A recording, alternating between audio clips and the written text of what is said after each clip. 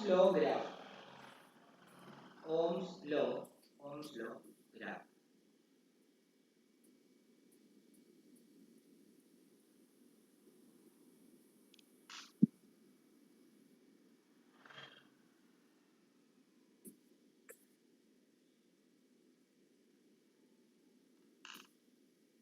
അതിൽ നമ്മൾ ഇതെല്ലാം റെസിസ്റ്റൻസും അതെല്ലാം നമ്മൾ ഉൾപ്പെടുത്തിയ ഒരു സർക്യൂട്ട് വരയ്ക്കാൻ പോകണം. ശ്രദ്ധിച്ചോണേ.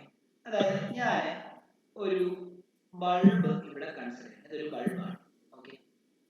ഈ ബൾബിന്റെ കറണ്ട് കണ്ടുപിടിക്കണമെന്നുണ്ടെങ്കിൽ ഞാൻ അമ്മീറ്റർ എന്ന് പറയുന്ന ഒരു ഡിവൈസിലെ കണക്ട് ചെയ്യണമെന്ന് പറഞ്ഞാൽ സീരിയസ് ആയിട്ട് സമാന്തരമായിട്ട് കണക്ട് ചെയ്യണം. നമ്മൾ അങ്ങനെ കണക്ട് ചെയ്ത് ഇത് അമ്മീറ്റർ ആണ്. ഈ അമ്മീറ്റർ നമ്മൾ നേരെ വന്നിട്ട് നമ്മൾ എന്ത് ചെയ്യുന്നു? അതുപോലെ തന്നെ ഈ ബൾബിന് അക്രോസ് ആയിട്ടുള്ള പൊട്ടൻഷ്യൽ കണ്ടുപിടിക്കണമെങ്കിൽ ഒരു വോൾട്ടിമീറ്റർ നമ്മൾ യൂസ് ചെയ്യണമെന്ന് പറഞ്ഞു. പൊട്ടൻഷ്യൽ കണ്ടുപിടിക്കാൻ വോൾട്ടിമീറ്റർ ആണ് ഉപയോഗിക്കുന്നത്. വോൾട്ടിമീറ്റർ എപ്പോഴും കണ്ടുപിടിക്കേണ്ട ആ ഒരു ഭാഗത്തിന് പാരലൽ ആയിട്ട് വേണം കൊടുക്കാൻ. അപ്പൊ ഇത് പാരലൽ ആയിട്ട് മുകളിലും താഴെയായിട്ട് അങ്ങനെയാണ് പാരലൽ. മറ്റേ അമ്മീറ്റർ കൊടുക്കുമ്പോൾ എപ്പോഴും നേരെ കണക്ട് ചെയ്യാം. ഇതിങ്ങനെ ഇതുമായിട്ട് നേരെയാണ്. മറ്റേത് മുകളിലും താഴെയാണ്. ചോദിച്ചു ഡൗട്ട് ഉണ്ടെങ്കിൽ ചോദിക്കണേ. ഓക്കെ. എന്നിട്ട് ഇതുവഴി കറണ്ട് ഒഴുകി പോകണമല്ലോ. കറണ്ട് ഒഴുകാൻ വേണ്ടി നമ്മൾ എന്ത് ചെയ്യണം?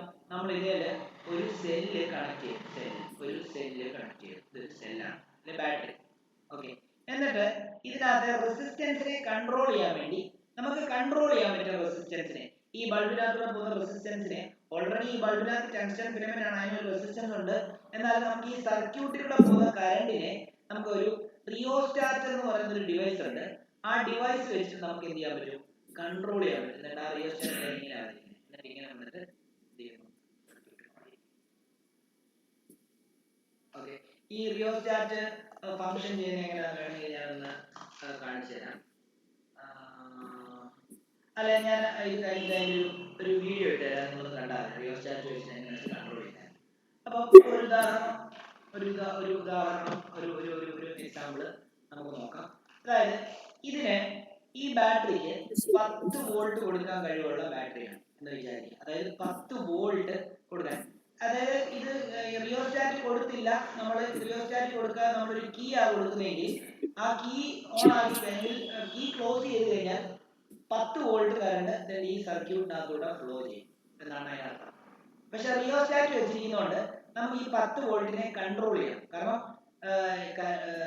ഇലക്ട്രോണിന്റെ ഫ്ലോയിനെ തടയുന്ന പ്രോപ്പർട്ടി ആണല്ലോ റെസിസ്റ്റൻസ് എന്ന് പറയുന്നത്.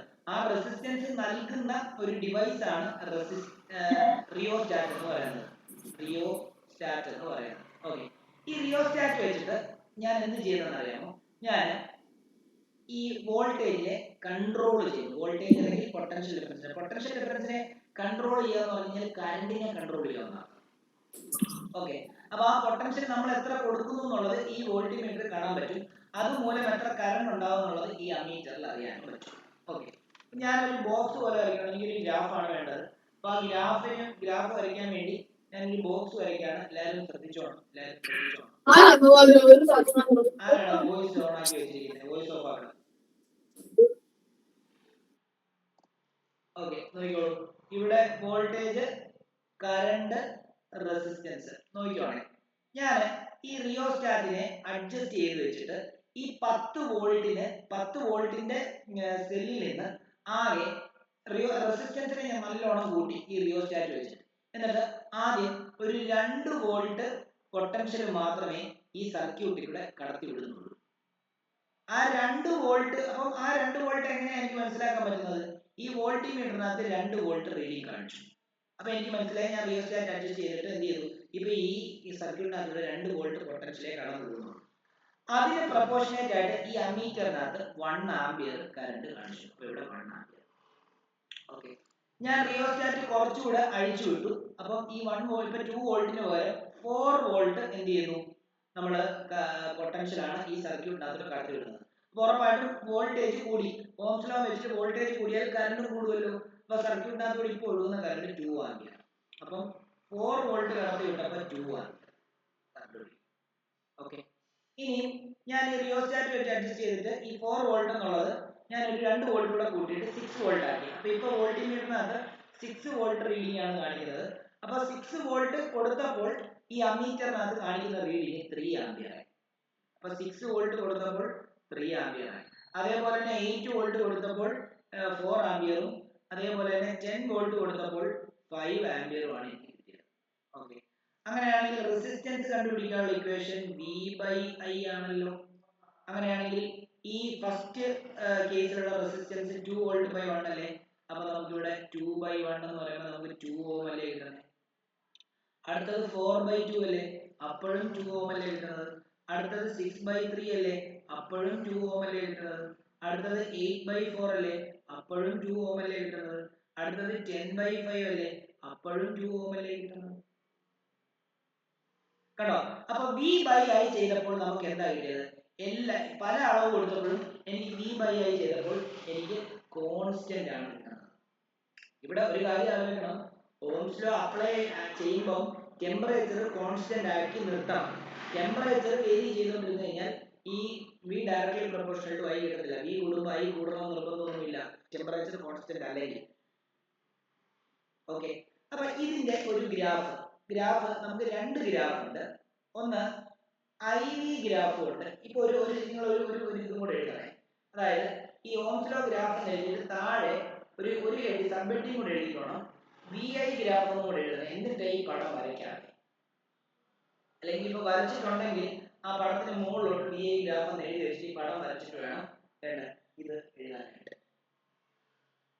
ഓക്കെ, അപ്പൊ ഇവിടെ നമുക്കൊരു ഗ്രാഫ് വരയ്ക്കാം. ഗ്രാഫ് വരയ്ക്കുമ്പോൾ VI ഗ്രാഫ് എന്നാണ് പറയുന്നത്. അപ്പൊ V ആണ് ആദ്യം എഴുതിയിരിക്കുന്നത്, I ആണ് എന്ത് നമ്മൾ രണ്ടാമത് എഴുതിയിരിക്കുന്നത്. അപ്പൊ V എപ്പോഴും Y ആക്സിസിൽ കൊടുക്കണം. ആദ്യം എഴുതുന്നത് എപ്പോഴും Y ആക്സിസിലും രണ്ടാമത് എഴുതുന്നത് X ആക്സിസിലും കൊടുക്കണം. നമുക്ക് വാല്യൂ കൊടുക്കാം. പൊട്ടൻഷ്യലിന്റെ വാല്യൂ നമ്മൾ ആദ്യം 2 ആയിരുന്നു കൊടുത്തത്, പിന്നെ 4 കൊടുത്തു, പിന്നെ 6 കൊടുത്തു, പിന്നെ 8 കൊടുത്തു, പിന്നെ 10 കൊടുത്തു. കറണ്ട് വാല്യൂ ഉണ്ടായത് 1 ആംപിയർ ഉണ്ടായി, 2 ആംപിയർ ഉണ്ടായി, 3 ആംപിയർ ഉണ്ടായി, 4 ആംപിയർ ഉണ്ടായി. ഗ്രാഫ് വരയ്ക്കുന്നത് എന്താ? 2 വോൾട്ട് കൊടുത്തപ്പോൾ കറണ്ട് 1 ആംപിയർ, പോയിന്റ് ഇവിടെ വരും. 4 വോൾട്ട് കൊടുത്തപ്പോൾ കറണ്ട് 2 ആംപിയർ, പോയിന്റ് ഇവിടെ വരും.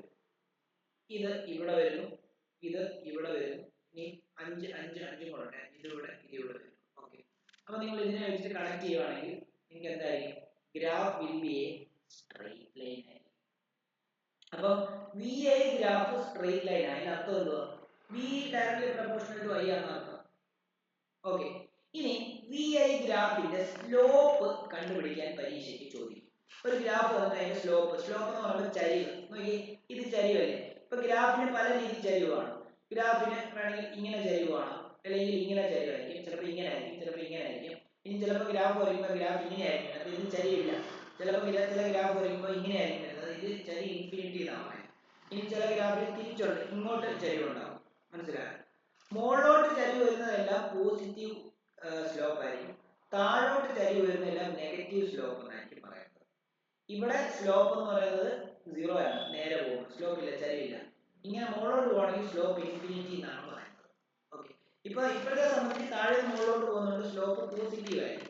അപ്പൊ ഇതിന്റെ സ്ലോപ്പ് എന്താണ്? ചരിവ്, അല്ലെങ്കിൽ ചരിവിന്റെ വാല്യൂ എങ്ങനെയാണ് കണ്ടുപിടിക്കുന്നത് എന്നുള്ളതാണ് അടുത്തത്. അപ്പം സ്ലോപ്പ് കണ്ടുപിടിക്കാനുള്ള ഇക്വേഷൻ എന്താണെന്ന് അറിയാം. നമുക്ക് ഈ ക്വാഡ്രാറ്റിക് ഇക്വേഷൻ എന്ന് പറയുന്ന ചാപ്റ്റർ ക്വാഡ്രാറ്റിക് ഇക്വേഷൻ അല്ല, കോർഡിനേറ്റ് ജോമെട്രി എന്ന് പറയുന്ന ഒരു ചാപ്റ്റർ നമുക്ക് 10th മാത്സിൽ പഠിക്കാനുണ്ട്. അതിനകത്ത് നമ്മൾ സ്ലോപ്പ് കണ്ടുപിടിക്കാൻ പഠിക്കും. അപ്പം സ്ലോപ്പ് ഈക്വൽ ടു എന്താണെന്ന് അറിയാമോ? Change in Y axis divided by, ഇതൊക്കെ ആദ്യമായിട്ട് പഠിക്കുന്നതാണ്, അപ്പോൾ അതിൻ്റെതായിട്ടുള്ള ബുദ്ധിമുട്ട് കാണും. ചേഞ്ച് ഇൻ X ആക്സിസ് എന്ന് പറഞ്ഞാൽ എന്താണെന്ന് അറിയാമോ? നിങ്ങളിപ്പോൾ ഈ ഗ്രാഫ് വരച്ചില്ലേ, ആ ഗ്രാഫിനകത്ത് ഏതെങ്കിലും 2 പോയിന്റ് എടുക്കുക. ഈ പോയിന്റും ഈ പോയിന്റും ഞാൻ എടുക്കും. ഈ പോയിന്റിന്റെ കോർഡിനേറ്റ് ഒന്ന് എഴുതിക്കേ. X കോർഡിനേറ്റ് 4ഉം Y കോർഡിനേറ്റ് 8ഉം ആണ്. ഈ പോയിന്റിന്റെ കോർഡിനേറ്റ് ഒന്ന് എഴുതേ. ഇതിന്റെ X കോർഡിനേറ്റ് 2ഉം Y കോർഡിനേറ്റ് 4ഉം ആണ്. ഇത് നമുക്ക് 2 കോർഡിനേറ്റ് ഉള്ളതുകൊണ്ട് ഈ താഴത്തെ X കോർഡിനേറ്റിനെ x1 എന്നും ഇതിനെ y1 എന്നും എടുക്കാം. ഇത് x2 എന്ന് എടുക്കാം, ഇത് y2 എന്ന് എടുക്കാം. Okay, change in y axis എന്ന് പറഞ്ഞാൽ എന്താണെന്ന് അറിയാമോ? y2 minus y1 divided by change in x axis എന്ന് പറയുമ്പോൾ x2 മൈനസ് x1 ആയിരിക്കും. അപ്പൊ നമുക്ക് ഇവിടെ y2 എന്ന് പറയുന്നത് എന്താ? y2 എന്ന് പറയുന്നത് 8 ആണ്, y1 എന്ന് പറയുന്നത് എന്താ? താഴത്തെ y കോർഡിനേറ്റ് 4 ആണ്, ഡിവൈഡഡ് ബൈ എന്താ? x2 4 മൈനസ് x2 x1 2 ആണ്. അപ്പൊ നമുക്ക് 4/2 കിട്ടി, അതായത് 2. അതിനർത്ഥം എന്താ അറിയോ?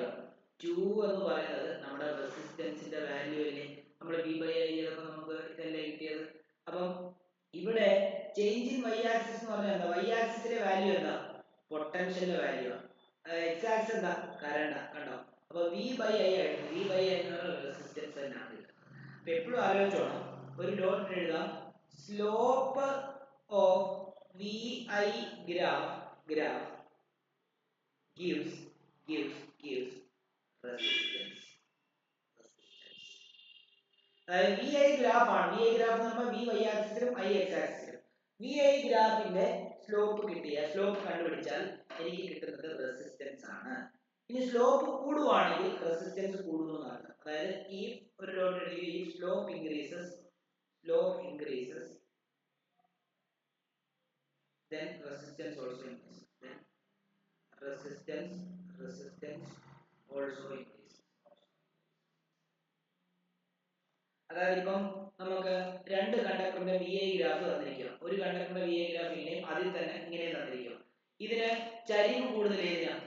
ചരിവ് കൂടുതൽ ഇതിനാണ്. കാരണം ഒരു ബോൾ വെച്ച് കഴിഞ്ഞാൽ പെട്ടെന്ന് ഉരുക്ക് വരുന്നത് ഈ ഗ്രാഫ് വഴി. അതിനേക്കാളും കുറച്ചുകൂടെ പെരുകി ഈ ഗ്രാഫ് വെച്ച് ഒഴുകുന്നത്.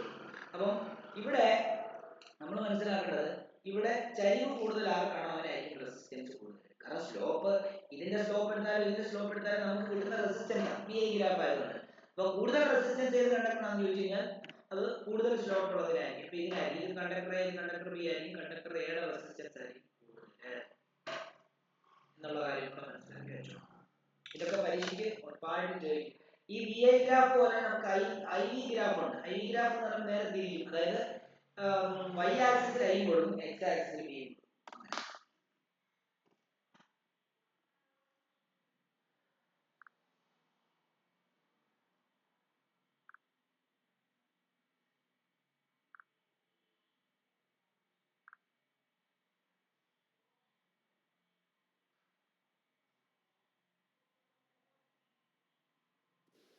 സ്ക്രീൻ കുറച്ച് ചെറുതാക്കാവും, നേരത്തെ ആവും. ഇനി ഗ്രാഫ് ഇപ്പുറത്തോട്ട് വന്നു കഴിഞ്ഞാൽ